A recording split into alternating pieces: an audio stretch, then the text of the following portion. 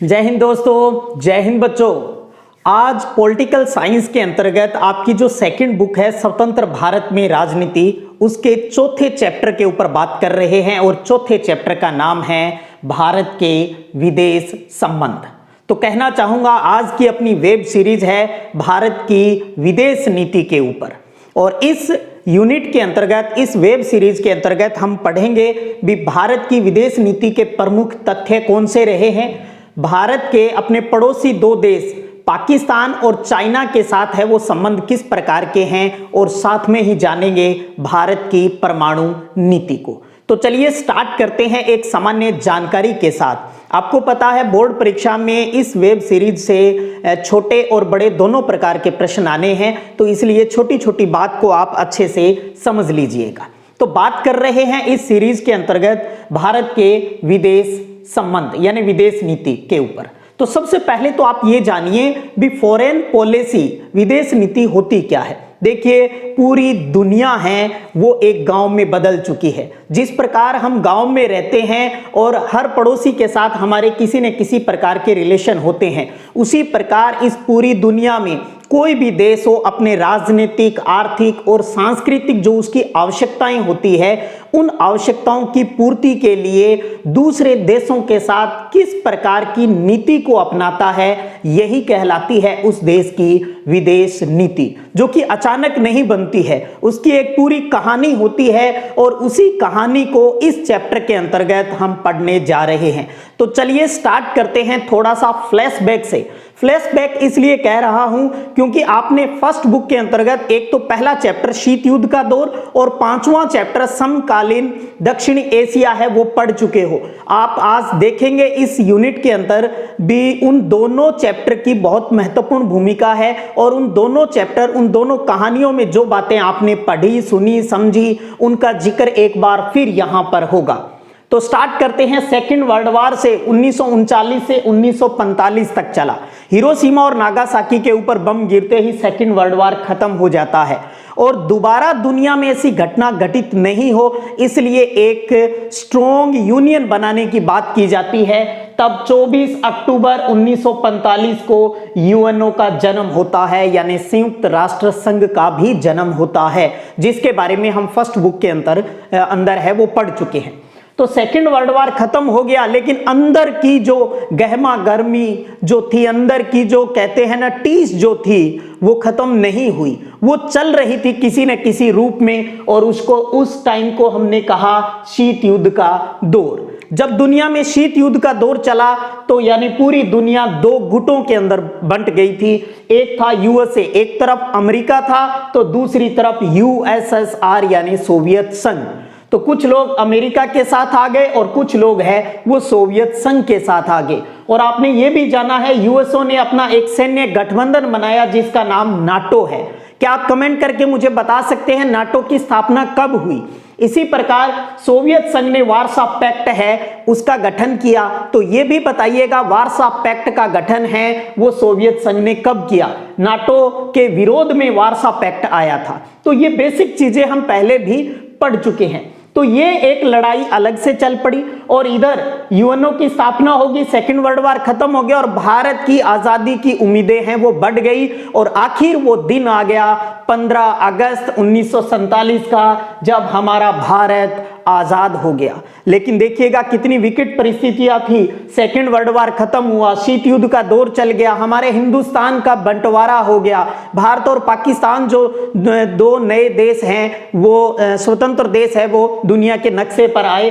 तो भारत आजाद हुआ। उस टाइम देश के पहले प्राइम मिनिस्टर और वो विदेश मंत्री भी थे, उनका नाम था पंडित जवाहरलाल नेहरू।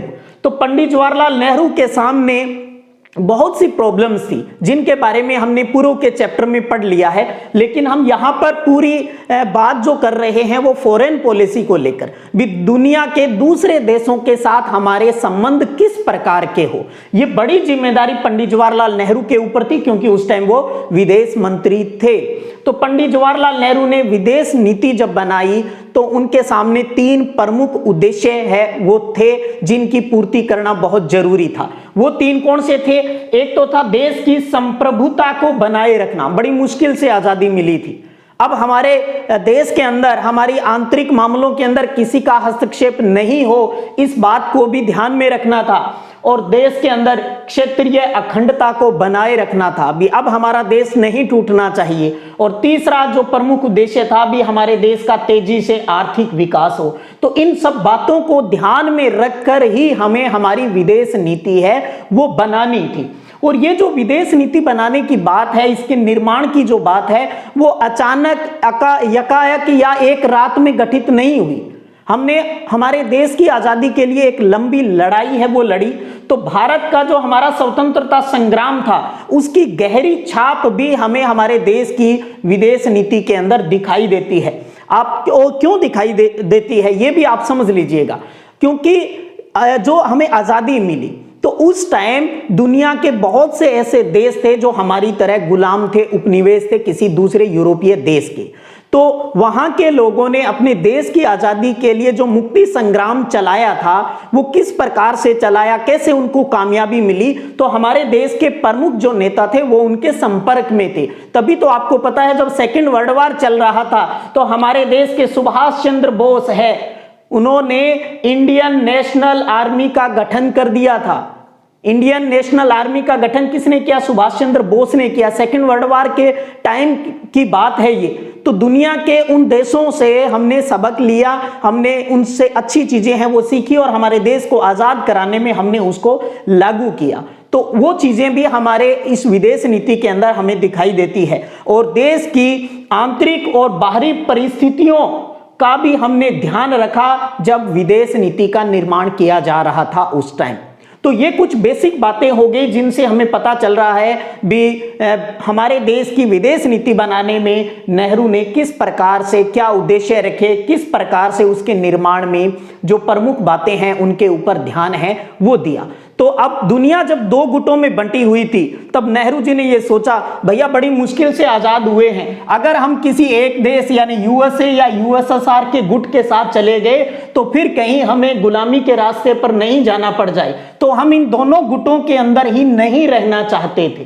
तो इसलिए भारत ने दूसरे जो हमारी तरह जो एशिया के या अफ्रीका के जो नव स्वतंत्र देश थे उनके साथ हमने संपर्क स्थापित किया और ये सभी विकासशील देश थे और उन्होंने सब मिलकर ये डिसाइड किया भी हम इन दोनों गुटों के साथ नहीं जाएंगे और हमने बना दिया तीसरा गुट।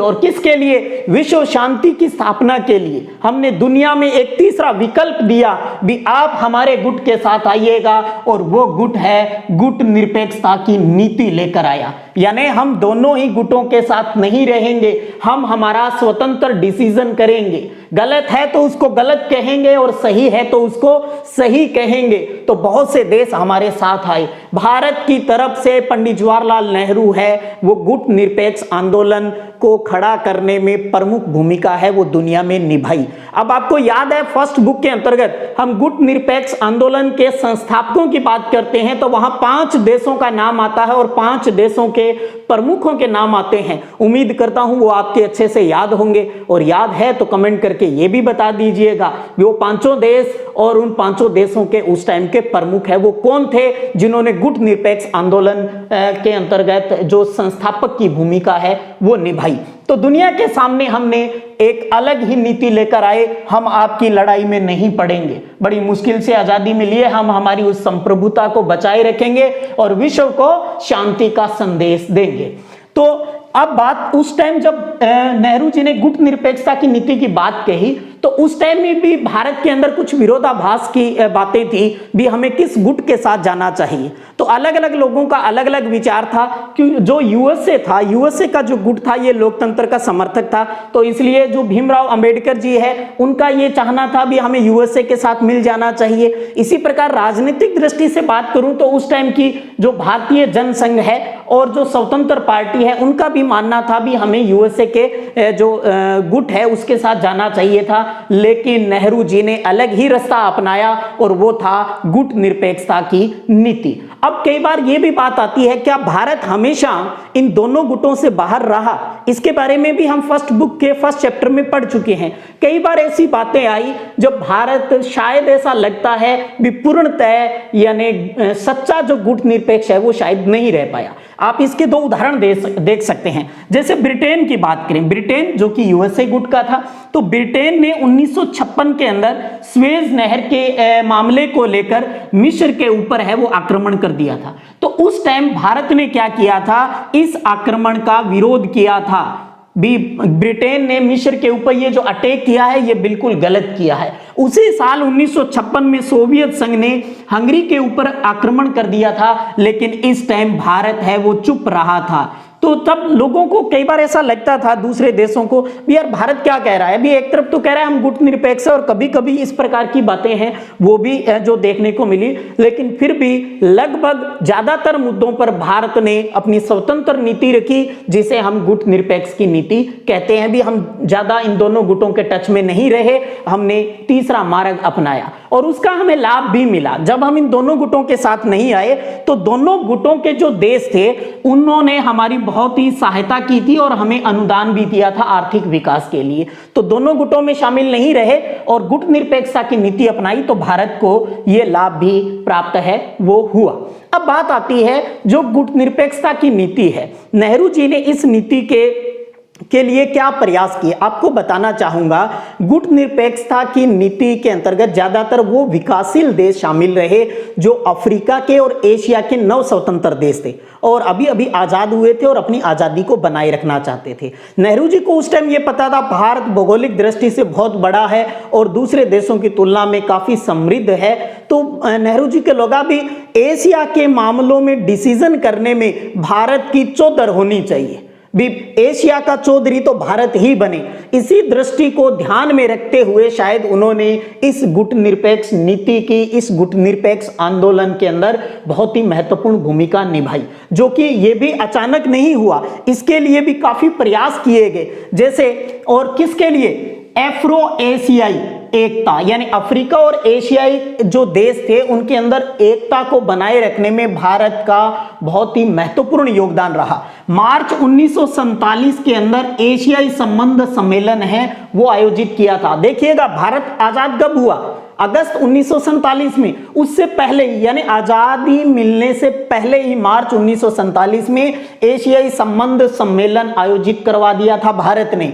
और इंडोनेशिया के ऊपर आपको पता है डच यानी हॉलैंड का अधिकार था, तो डचों से इंडोनेशिया की आजादी का इन्होंने समर्थन किया और उस समर्थन के एवज में भारत ने 1949 में अंतरराष्ट्रीय सम्मेलन है वो भी बुलाया था ताकि ज्यादा से ज्यादा जो देश है उनको एफ्रो एशियाई जो यूनियन एक बन रही थी एकता की स्थापना के लिए उनके अंदर जोड़ा जा सके। और अफ्रीका के अंतर्गत बात करें तो दक्षिणी अफ्रीका के अंदर भारत ने रंग भेद नीति का विरोध किया था। गोरे और काले की जो नीति थी जहां भेदभाव होता था भारत ने उसका बहुत ही विरोध किया। इसी एवज के अंतर्गत एक बहुत प्यारी बात 1955 के अंतर्गत 1955 के अंदर इंडोनेशिया का एक शहर है जिसका नाम है बांडुंग। तो इंडोनेशिया के बांडुंग शहर के अंदर 1955 में एफ्रो एशियाई देशों का एक सम्मेलन बुलाया गया और ये वही सम्मेलन है जहां पर गुट निरपेक्ष आंदोलन की नींव है वो पड़ी थी। और गुट निरपेक्षता का पहला जो सम्मेलन बुलाया गया वो बुलाया गया सितंबर 1961 को और कहां, बेलगढ़ के अंदर बुलाया गया था और 25 सदस्य देश उसके अंदर शामिल हुए थे। और गुट निरपेक्षता के बारे में और बहुत सी डिटेल की जो जानकारी है वो पूर्व में मैंने बार बार आपको कह रहा हूं भी फर्स्ट बुक के अंदर हमने पढ़ लिया है। तो पहला और पांचवा पहली बुक का और इस चैप्टर को आपको रिलेट करके पढ़ेंगे तो आपको लगेगा भी अरे ये तो बहुत ही आसान चीजें हैं, जितनी चीजें हम यहां पढ़ रहे हैं वो लगभग वही तो है जो पूर्व में हम किसी न किसी चैप्टर के अंदर पढ़ चुके हैं। और यही एनसीईआरटी सिलेबस की एक शानदार बात है भी, इसके अंतर्गत सारी बातें आपस में जुड़ी हुई होती है। जैसे किसी बॉलीवुड हॉलीवुड की फिल्म में जो अलग अलग बातें फिल्म के अंदर दर्शाई जाती है, लास्ट में आप देखते हो सारी एक जगह जुड़ जाती है। तो एक फिल्म की कहानी की तरह समझोगे तो ये बहुत ही आसान है, वो होने जा रहा है। तो इस प्रकार आप देख रहे हो भारत की विदेश नीति में सबसे प्रमुख नाम पंडित जवाहरलाल नेहरू का आता है स्टार्टिंग में, क्योंकि वो ही विदेश मंत्री थे और गुट निरपेक्षता की नीति जो आज के टाइम में भी काफी प्रासंगिक है, हम इसको नकार नहीं सकते हैं। अब वो अलग बात है भी, नेहरू जी के बाद में भी सरकारें बदलती रही, उनका रुख भी थोड़ा बहुत इधर उधर होता रहा। जैसे जब नेहरू जी के बाद में इंदिरा गांधी की सरकार भी रही, 1975 में आपातकाल आ गया था, तो आपातकाल के बाद कांग्रेस की सरकार चली गई और 1977 में आपको पता है जनता पार्टी की सरकार बनी थी, मोरारजी देसाई का जिक्र हम पहले ही कर चुके हैं। तो 1977 में जब जनता पार्टी की सरकार बनी थी तो उन्होंने कहा था अब हमारी विदेश नीति में हम सिर्फ गुट निरपेक्षता नहीं, हम सच्ची गुट निरपेक्षता की बात करेंगे। सच्ची गुट निरपेक्षता का मतलब था भी हम जो यूएसएसआर है जिसके प्रति पूर्व के वर्षों के अंदर भारत का थोड़ा झुकाव रहा है, हम उसको भी खत्म करेंगे। न तो हम यूएसए को पूरा समर्थन देंगे और न ही सोवियत संघ को देंगे। तो सच्ची गुट निरपेक्षता की बात कब आई? 1977 में। किसकी सरकार थी? जनता पार्टी की सरकार थी, जो थोड़े टाइम चली, वापस फिर कांग्रेस की सरकार आती है, जो आप चैप्टर वाइज इन सभी जो हम ये टॉपिक है उनको अच्छे से को रिलेट करके पढ़ भी चुके हो। एक कहानी की तरह मैंने सारी चीजें हैं वो क्लियर भी आपके सामने कर दी है। तो इसके बाद हमें आगे क्या पढ़ना है, उससे पहले एक प्यारी सी बात, भारत ने हमेशा क्या चाहा है? भारत ने हमेशा दुनिया के अंदर शांति चाहिए, हर देश अपनी संप्रभुता को बनाए रखे, किसी के आंतरिक मामलों में हम कोई हस्तक्षेप नहीं करें। और भारत की ये बात हमारे संविधान के अंदर भी आपको दिखाई देती है। अगर हम संवैधानिक प्रावधानों की बात करें हमारी विदेश नीति के संबंध में, अंतर्राष्ट्रीय शांति के बारे में, तो अनुच्छेद 51 की बात आती है। ध्यान रखिएगा, अनुच्छेद 51 जिसके अंतर्गत अंतर्राष्ट्रीय शांति और सुरक्षा का बढ़ावा देने के लिए राज्य के नीति निर्देशक तत्वों का उल्लेख है। और उन नीति निर्देशक तत्वों के अंतर्गत ये बात कही गई है कि अंतर्राष्ट्रीय शांति और सुरक्षा में हमें वृद्धि करनी है। दूसरा है देशों के बीच न्याय संगत और सम्मानपूर्ण जो संबंध है हमें उनको बनाए रखना है। इसके अंतर्गत बात की गई है कि संगठित लोगों के एक दूसरे से व्यवहार में अंतर्राष्ट्रीय विधि और जो संधि की जो बाध्यताएं हैं उनके प्रति हमें आदर है वो बढ़ाना है। और अगर कोई अंतर्राष्ट्रीय विवाद हो जाता है तो मध्यस्थता करके उसको निपटाना है, यानी एक मध्य मार्ग है उसको अपनाना है। कुल मिलाकर कैसे भी हो हमें दुनिया में अगला वर्ल्ड वार नहीं होने देना है, पूरी दुनिया में शांति रहे, हम भी जिए और आप भी जियो, हम भी जिए आप भी जियो, इस नीति का हमें पालना है, वो करनी है। ये हमारे संविधान के अंदर भी उल्लेखित है। आजाद भारत ने चीन के साथ अपने रिश्तों की जो शुरुआत है वो बहुत ही दोस्ताना ढंग से की। बात स्टार्ट करें 1949 से, जब चीनी क्रांति हुई।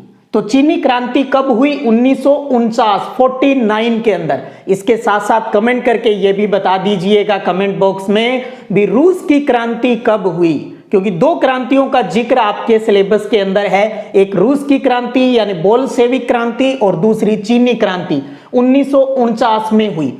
इस क्रांति के बाद चीन के अंदर सत्ता परिवर्तन हुआ, बहुत बड़ा चेंज आया और साम्यवादी सरकार बनी, यानी कम्युनिस्ट सरकार बनी, कामरेडों की सरकार है वो चाइना के अंदर बनी।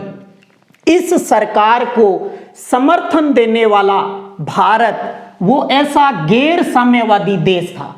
सबसे पहले इस सरकार को समर्थन देने वाले गैर साम्यवादी देशों में भारत का नाम आता है, नेहरू जी का नाम आता है। तो नेहरू जी को लगा भी चीन है वो हमारा अच्छा दोस्त साबित हो सकता है, तो उनके चाइना के प्रति उनके मन में बहुत ही अच्छी फीलिंग थी, तो इसलिए उन्होंने इनका समर्थन किया और ये साबित करने की कोशिश की भी भारत और चीन है, यानी हिंदी चीनी भाई भाई। ये नारा सुना होगा आपने, ये नारा भारत के अंदर बहुत पॉपुलर हुआ, हिंदी चीनी भाई भाई।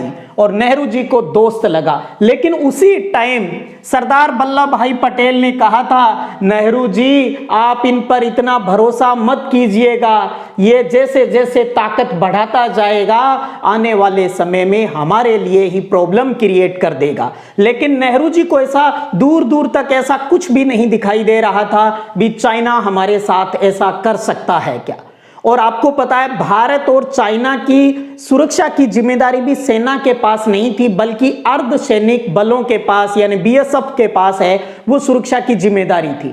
दोनों देशों के जो बड़े नेता है वो एक दूसरे के यहाँ आते जाते थे, और जब चाइनीज जो नेता थे चाइना के भारत आते थे तो बहुत ही भव्य स्वागत है वो उनका किया जाता था, भीड़ भी बहुत इकट्ठा होती थी। तो इस प्रकार से स्टार्टिंग संबंध है वो भारत के चलते रहे। और इसी कड़ी के अंतर्गत विश्व शांति को बनाए रखने के लिए भारत और चाइना के बीच एक समझौता होता है, एक घोषणा होती है, और जिसका नाम है पंचशील सिद्धांत, यानी 5 सिद्धांतों की बात इसमें की जाती है। तो यहां एक बहुत प्यारा प्रश्न बनता है, पंचशील सिद्धांतों की घोषणा कब हुई? 29 अप्रैल 1954, तारीख याद रखिएगा, 29 अप्रैल 1954 को भारत और चीन के मध्य पंचशील सिद्धांतों की घोषणा होती है। शांतिपूर्ण सह अस्तित्व को लेकर 5 सिद्धांतों की बात इसमें की जाती है, और यह घोषणा संयुक्त रूप से की जाती है भारत के प्रधानमंत्री नेहरू और चाइना के जो प्रमुख थे चाउ एन लाई और नेहरू ने संयुक्त रूप से पंचशील सिद्धांतों की घोषणा 29 अप्रैल 1954 को की। चाउ एन लाई है, चाउमीन मत लिख दीजिएगा। तो ये बात चलती रही। अब बात आती है भी भारत और चाइना के बीच ऐसा क्या हुआ भी दोनों के बीच, जहां हम हिंदी चीनी भाई भाई की बात करते थे, विवाद कहां से आ गया उसकी बात करते हैं। और हमारे इस कहानी के यानी इस सिलेबस के अकॉर्डिंग उन दोनों के मध्य यानी भारत और चीन के संघर्ष के 2 प्रमुख कारणों के ऊपर बात करेंगे, जिसमें सबसे पहला कारण आता है 1950 की एक घटना, चीन का 1950 में तिब्बत पर कब्जा करना। 1950 में चाइना है वो तिब्बत के ऊपर कब्जा कर लेती है। अब बात ये आती है ये तिब्बत क्या भला आगे बीच में, तो आप देखेंगे भारत और चीन के मध्य एक राज्य था जिसका नाम तिब्बत, जहां बौद्ध धर्म को मानने वाले लोग हैं वो रहते थे, तो उस पर कब्जा कर लिया। लेकिन शुरू में क्या हुआ, नेहरू जी की मित्रता आड़े आ गई। शुरू के अंदर भारत ने चाइना के इस कदम का विरोध नहीं किया, और उसके बाद 1954 में पंचशील सिद्धांत की दोनों ने मिलकर घोषणा कर दी। तब चाइना को क्या लगा, चाइना को यह लगा भी भारत को तिब्बत पर कब्जा करने से कोई प्रॉब्लम नहीं है, एक तरीके से यह भारत की मौन स्वीकृति है। चाइना इसको इस एवज में समझने लग गया। और चाइना की तो क्या थी, विस्तारवादी नीति रही थी, अपने एरिया को ज्यादा से ज्यादा बढ़ाना था। तो इसने क्या किया, बंदूक के दम पर जो तिब्बती जो लोग थे उनको परेशान करना, उनकी संस्कृति को नष्ट करने का काम है वो स्टार्ट कर दिया। अब भारत को कुछ समझ में आया अभी क्या हो रहा है, और ये जो विरोध तिब्बत के लोगों की तरफ से हो रहा था, उनके प्रमुख नेता थे उस टाइम दलाई लामा। तो दलाई लामा के लीडरशिप के अंदर चाइना के इस काम का तिब्बत विरोध कर रहा था, लेकिन इस विरोध को चाइना की सेना ने कुचल डाला, दबा डाला। तब वहां दलाई लामा के लिए बौद्ध धर्म के जो अनुयायी थे उनका रहना मुश्किल हो रहा था।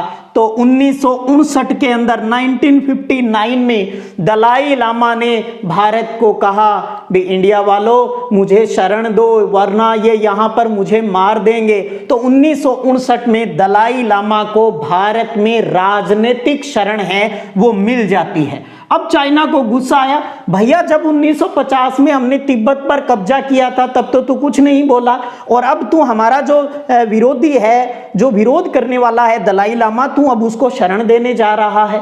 क्योंकि चाइना को तो प्रॉब्लम होना स्वाभाविक था, क्योंकि पंचशील सिद्धांत आप अपना रहे हो, एक दूसरे के आंतरिक मामलों में हस्तक्षेप नहीं करने की बात भी तो इनके अंदर थी। अब क्यों हमारे काम में हस्तक्षेप कर रहा है, हमारे दुश्मन को तू यहां अपने यहां शरण दे रहा है। तो यहां ये पहला रीजन था जब भारत और चीन के मध्य विवाद खड़ा हो जाता है। दो भाइयों के मन में, स्टार्टिंग के जो भाई थे उनके मन में अब शंका के बीज है वो स्टार्ट हो जाते हैं। और आज भी आपको पता है दलाई लामा हिमाचल प्रदेश के धर्मशाला के अंदर है, वो आज भी रह रहे हैं। तो ये एक पहली कहानी होती है विवाद के कारण की। अब बात आती है दूसरा बड़ा रीजन क्या रहा। दूसरा रहा भारत और चीन के बीच का सीमा विवाद। अच्छे से समझिएगा इस कहानी को। आपको याद होगा भारत और चीन के बीच में अंग्रेजों के समय ही एक लाइन खींच दी गई थी और उस लाइन का नाम क्या है? मैकमोहन रेखा। मैकमोहन रेखा भारत और चीन के बीच बाउंड्री को डिसाइड करती थी। अब विस्तारवादी नीति वाला वो दोस्त जो अब दगा पे दगा दिए जा रहा है, उसने कहा हम ये मैकमोहन रेखा नहीं मानते, ये तो गलत खींची गई थी। तो उसने क्या किया, हमारा जो लद्दाख है, लद्दाख का जो एरिया है अक्साई चीन और हमारा अरुणाचल प्रदेश का जो अधिकांश हिस्सा है, पश्चिम में लद्दाख का अक्साई चीन वाला हिस्सा और अरुणाचल प्रदेश यानी पूर्वी भारत का अरुणाचल प्रदेश का अधिकांश हिस्सा है, उसके ऊपर चाइना ने अपना हक जमा दिया। भैया ये आपका नहीं है। अक्साई चीन और अरुणाचल प्रदेश जो कि पहले नेफा और उत्तरी पूर्वी सीमांत के नाम से जाना जाता था, नेफा और उत्तरी पूर्वी सीमांत के नाम से भी ये एरिया हमारा है। भारत को ये बात कहाँ सही लग रही थी? भाई गलत है, मैकमोहन रेखा की आप पालना कीजिए, लेकिन चाइना है वो इसको मानने के लिए तैयार नहीं हो रहा था। और उसके एवज में चाइना ने हमारे साथ क्या किया? अक्टूबर 1962 के अंदर, गौर कीजिएगा, अक्टूबर 1962 के अंदर भारत पर चीन है वो आक्रमण कर देता है। भारत चीन युद्ध कब हुआ? 1962 में, अक्टूबर 1962 में हमला कर दिया अक्साई चीन और अरुणाचल प्रदेश के ऊपर अधिकार जमाने के लिए। अक्साई चीन की तरफ उसके सैनिक आगे बढ़ रहे थे, लेकिन हमारे सैनिकों ने वहां तो उसको काफी हद तक रोक लिया, लेकिन अरुणाचल प्रदेश में हम थोड़े से कमजोर रह गए और चाइना के जो सैनिक थे वो आसाम तक यानी बहुत नीचे तक, पहाड़ी इलाके में बहुत नीचे तक पहुंच गए थे। और फिर इन्होंने लगा ठीक है हमें डराना था और कुछ इलाकों पर कब्जा करना था, तो अक्साई चीन को दबा लिया उन्होंने और वापिस आसाम से अरुणाचल प्रदेश यानी जहां पहले उसकी जो सेना जहां तक थी वहां तक वो वापिस चले गए। तो अक्टूबर 1962 में उसने ये लड़ाई है वो स्टार्ट की और 21 नवंबर 1962 को चाइना ने एक तरफा युद्ध विराम कर दिया। खुद ने ही युद्ध स्टार्ट किया और खुद ने ही युद्ध को बंद कर दिया। अब आप देखेंगे इस युद्ध में भारत को बहुत बड़ा नुकसान है वो हुआ। एक तरीके से भारत की ये पराजय थी और इस लड़ाई के बाद चाइना ने पाकिस्तान के साथ संबंध बढ़ाने स्टार्ट कर दिए। कहा जाता है ना, दुश्मन का दुश्मन दोस्त, और यही नीति चाइना की रही है हमेशा, क्योंकि भारत और पाकिस्तान का विवाद चल ही रहा था तो उसने सोचा क्यों ना पाकिस्तान से दोस्ती कर ली जाए। तो 1962 की लड़ाई के बाद चाइना और पाकिस्तान है वो काफी क्लोज मित्र है वो बन गए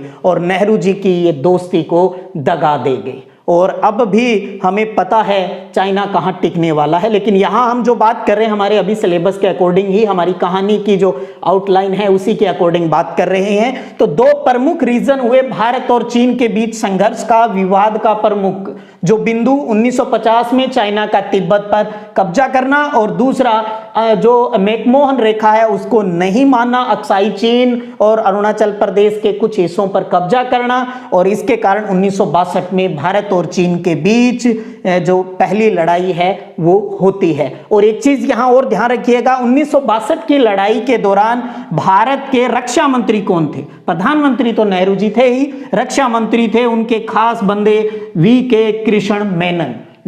कृष्ण मेनन। तो इस प्रकार से ये कारणों का तो पता चल गया, युद्ध हो गया, ठीक है, रुक भी गया, लेकिन अब इस युद्ध के परिणाम के ऊपर चर्चा करना बहुत जरूरी है। कहा जाता है ना, किसी परिवार कहीं भी कोई घटना घटित होती है तो उसका रिजल्ट क्या देखने को मिलता है उसके ऊपर भी चर्चा होनी बहुत जरूरी है। तो बात करते हैं भारत चीन युद्ध 1962 के रिजल्ट पर, परिणाम के ऊपर। तो देखिएगा इस लड़ाई से भारत की छवि अपने देश के अंदर भी और दुनिया के अंदर धूमिल हुई। यार तू तो जिसको दोस्त कह रहा था तुझे पता ही नहीं चला कौन दोस्त होता है कौन दुश्मन होता है। तो बहुत फजती है वो भारत की होती है। और क्या हशर हुआ देखिएगा, अमेरिका और ब्रिटेन से हमें सैन्य सहायता मांगनी पड़ी, क्योंकि उस टाइम यूएसएसआर सोवियत संघ तटस्थ बना हुआ था, मोनी बाबा बना हुआ था, जिसके हम ज्यादा हिमायती रहे हमेशा। उस टाइम वो मोनी बाबा था और हमें अमेरिका और ब्रिटेन से सैनिक सहायता है वो मांगनी पड़ी। और इसके अंतर्गत इस बात से लोगों के अंतर्गत राष्ट्रीयता की भावना है उसको बहुत मजबूती मिली। देश की यूनिटी, देश के फ्यूचर, देश की संप्रभुता को लेकर लोग जागरूक हुए। एक राष्ट्रीयता की, देशभक्ति की भावना है वो और ज्यादा लोगों के अंदर मजबूती से उभरी। और यहां पर पंडित जवाहरलाल नेहरू की छवि है वो धूमिल हुई। क्यों हुई इस पर भी विचार करें तो चीन के इरादे नहीं समझ पाए नेहरू जी, और साथ में कमजोर सैन्य तैयारी रही, क्योंकि हमने तो आर्मी लगाई नहीं रखी थी, हम तो उसको दोस्त माने बैठे थे। हमने तो वहां बीएसएफ, सीआरपीएफ उन जवानों को बैठा रखा था। तो चीन के इरादे नहीं समझने और कमजोर सैन्य तैयारी से नेहरू की बहुत आलोचना हुई। अब नेहरू की आलोचना हुई, आपको पता है राजनीति में किसी न किसी को बलि का बकरा बनाया जाता है जब कोई घटना घटित होती है। और बलि का बकरा बनाया किसको? जो उस टाइम रक्षा मंत्री थे वी.के. कृष्ण मेनन को। और रक्षा मंत्री वी.के. कृष्ण मेनन को इस्तीफा देना पड़ा ताकि मामला थोड़ा सा शांत हो जाए। और पहली बार देश के अंदर कांग्रेस सरकार के खिलाफ अविश्वास प्रस्ताव है वो लाया गया और लोकसभा में इसके ऊपर बहस भी हुई। और उस दौरान भारत के अंदर जहां भी कोई सब इलेक्शन हुए, उपचुनाव कहीं भी हुए उस दौर में, तो कांग्रेस की बहुत बुरी हार हुई। लोगों का जो कहते हैं राजनीतिक रूप से जो बदलाव की जो बात है वो सोचने लग गए थे। विदेश में लोगों का राजनीतिक मन है वो बदलने लगा भी, अब हमें कांग्रेस का कोई विकल्प है वो देखना चाहिए। और ये बात सिर्फ सरकार के साथ ही नहीं हुई, विपक्षी जो पार्टियां थी उनके ऊपर भी इस भारत चीन युद्ध का असर देखने को मिला। आपको याद है आपकी इसी बुक के चैप्टर 2 जिसका नाम है एक दल के प्रभुत्व का दौर, उसके अंदर कुछ राजनीतिक पार्टियां आपने पढ़ी और उसी के अंदर थी एक पार्टी भारतीय कम्युनिस्ट पार्टी, भाकपा जिसको हम कहते हैं इंग्लिश में सीपीआई, भारतीय कम्युनिस्ट पार्टी ऑफ इंडिया। इसका विभाजन हो गया। तो सीपीआई का विभाजन कब हुआ? 1964 में। क्योंकि आपको पता है जो ये कम्युनिस्ट पार्टी थी ये सोवियत जो सिस्टम होता है उसकी पक्षधर रही। और उस टाइम एक तो भारत और चीन के बीच युद्ध हो गया और उधर आपको पता है चाइना और सोवियत संघ के बीच भी विवाद चल रहा था। तो इस विवाद के कारण और इस युद्ध के कारण जो भारतीय कम्युनिस्ट पार्टी है वो 1964 में टूट गई और दो दल बने इससे। एक तो सीपीआई ही रहा जो सोवियत संघ का समर्थक जो पक्ष था उसने सीपीआई पार्टी ही रखी, और जो चीनी समर्थक थे, जो चाइना के कम्युनिस्ट सिस्टम के समर्थक थे, वो मार्क्सवादी भारतीय कम्युनिस्ट पार्टी माकपा कहलाई, यानी सीपीआई एम के नाम से जानी गई। तो क्योंकि सीपीआई एम जो मार्क्सवादी कम्युनिस्ट जो पार्टी थी वो चीन की समर्थक थी और कांग्रेस की सरकार थी उस टाइम, तो उन्होंने इस सीपीआई एम के नेताओं को गिरफ्तार कर लिया। आपको याद होगा आपने उस चैप्टर के अंदर पढ़ा है, ए.के. गोपालन का नाम सुना है जो केरल के थे, वो इसी पहले सीपीआई के प्रमुखों में रहे, बाद में सीपीआई एम जो मार्क्सवादी पार्टी बनी जो कि चीन के साम्यवाद की समर्थक थी, ए.के. गोपालन वो भी इस पार्टी से ही जुड़े थे, उनको भी गिरफ्तार किया गया। और इसके साथ साथ अब भारत सरकार को ये लगने लग गया था भैया हमने तो अरुणाचल प्रदेश, नागालैंड, मणिपुर, आसाम, मिजोरम वाला जो इलाका है उस पर तो कभी गौर ही नहीं किया। पहाड़ी हिमालय पहाड़ियां हैं वहां पर और वहां पर कोई ज्यादा डेवलपमेंट नहीं हो रहा था, तभी तो चाइना ने फायदा उठाया। अक्साई चीन की तरफ बर्फ जमी रहती है, वहां उन्होंने फायदा उठाया इस चीज का। ये बात सरकारों को समझ में आनी स्टार्ट हो गई उस टाइम। तो पूर्वोत्तर के जो हमारे राज्य थे तो सरकार ने उनके विकास के ऊपर ध्यान देना शुरू कर दिया था। और नागालैंड को नया राज्य बना, नागालैंड को राज्य का दर्जा दे दिया, और साथ में ही मणिपुर और जो त्रिपुरा जो कि केंद्र शासित प्रदेश थे पहले, इनको अपनी विधानसभा को चुनने का अधिकार नहीं था। लेकिन इस युद्ध के बाद नागालैंड राज्य बना और मणिपुर और त्रिपुरा उस टाइम केंद्र शासित प्रदेश थे। आज तो आपको पता है ये भी राज्य है, सेवन सिस्टर के नाम से पूर्वोत्तर के राज्यों को हम जानते हैं, 7 राज्य है वहां पर। तो इन केंद्र शासित प्रदेशों को भी अपनी विधानसभा के चुनने का अधिकार है, वो मिल गया। तो देखिएगा, भारत का चाइना को अच्छे से नहीं समझने की वजह से और उचित समय पर उचित स्टैंड नहीं लेने की वजह से भारत और चाइना के बीच 1962 की लड़ाई होती है और कांग्रेस का हश्र भी बुरा होता है। उस टाइम लोगों के मन की भावनाएं राजनीतिक रूप से बदलती है। तो इससे जुड़े हुए परिणामों के ऊपर हमने बात की। अब बात आती है फिर उसके बाद क्या हुआ। उसके बाद पता है नेहरू जी का देहांत हो जाता है। आपको पूरा पता होना चाहिए नेहरू जी कब से कब तक भारत के प्रधानमंत्री है वो रहे। फर्स्ट चैप्टर में हम इसके बारे में अच्छे से बात है वो कर चुके हैं। तो इस युद्ध के बाद भारत और चीन के मध्य संबंध जो है, रिलेशनशिप है, उनको नॉर्मल होने में 10-12 साल है वो लग गए। 1979 में हमारे विदेश मंत्री थे अटल बिहारी वाजपेयी जी, वो इस युद्ध के बाद पहली बार चाइना गए थे। भी चलो वापिस संबंधों को थोड़ा सा पटरी पर लाने की कोशिश करते हैं। उनके बाद में राजीव गांधी जो प्रधानमंत्री थे वो भी चाइना गए, और उसके बाद यूं कहूं भी इस युद्ध के बाद दोस्ती तो हमेशा के लिए समाप्त होगी। आज हर भारतीय को पता है भी चाइना कतई हमारा एक अच्छा विश्वसनीय दोस्त, एक अच्छा पड़ोसी नहीं हो सकता। ये सब लोगों को अब पता है। बस चाइना के साथ हमारे व्यापारिक संबंध है वो स्थापित है, लेकिन फिर भी हमेशा आप देखते रहते हो टाइम टू टाइम चीनी चीज़ों के बहिष्कार की बातें हैं वो की जाती है, क्योंकि जो हमारा दोस्त नहीं है, जो हमारे यहाँ माल बेचकर पैसे कमाता है और अपने देश का विकास करता है और उसी पैसे से हमारे ऊपर हमला करता है, तो ऐसों के साथ व्यापारिक संबंध भी क्या सही है, ये एक विवाद का विषय हो सकता है। लेकिन वर्तमान में भारत और चाइना के बीच केवल व्यापारिक संबंध है, वो दोस्ती हिंद चीन भाई भाई वाली बातें हैं वो अब समाप्त हो चुकी है।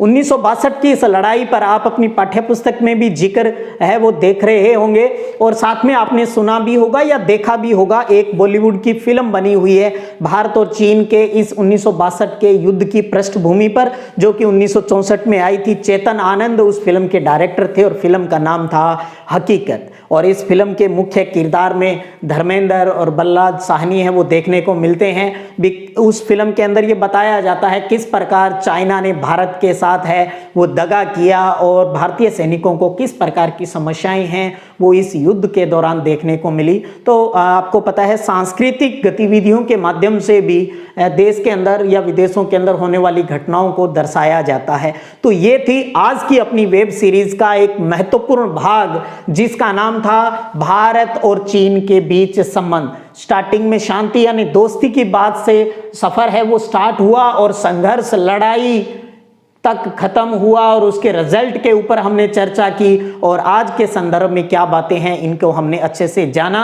आप चाहें तो इस चीज को अपनी कॉपी के अंदर नोट कर लीजिएगा, अभी साइड में हो जाता हूं, स्क्रीनशॉट है वो ले सकते हैं। चलिएगा फिर मिलेंगे, इसी प्रकार बने रहिएगा और अच्छे से कंसेप्ट को समझने के ऊपर ध्यान दीजिएगा। जब कहानी समझ में आ जाती है तो सारे कंसेप्ट अच्छे से माइंड में छप जाते हैं। कई बार हम स्कूल के अंदर बच्चों को कहते हैं बेटा ये याद करके आना है, तो जब याद करने की बात आती है तो बच्चे को बड़े बोरियत सी महसूस होती है। मैं तो एक ही बात कहता हूं बेटा इस फिल्म को समझ के आना है, ये फिल्म, क्योंकि बच्चा जब फिल्म और नाटक को देखता है तो याद करने के लिए नहीं देखता, वो अपने आप याद हो जाती है, अपने आप समझ में आ जाती है। तो अगर एक फिल्म की कहानी की तरह थोड़ा सा गौर करते हुए इस स्टोरी को समझेंगे तो लॉन्ग टाइम तक ये चीजें याद रहेगी और अपना जो मिशन है अब की बार 90 पार हम उसको अचीव भी कर लेंगे। चलिएगा फिर मिलेंगे अगले पार्ट के अंदर इस वेब सीरीज के भी भारत और पाकिस्तान के बीच के संबंध कैसे हैं। तो इसी प्रकार बने रहिएगा, फिर मिलते हैं, तब तक जय हिंद जय भारत।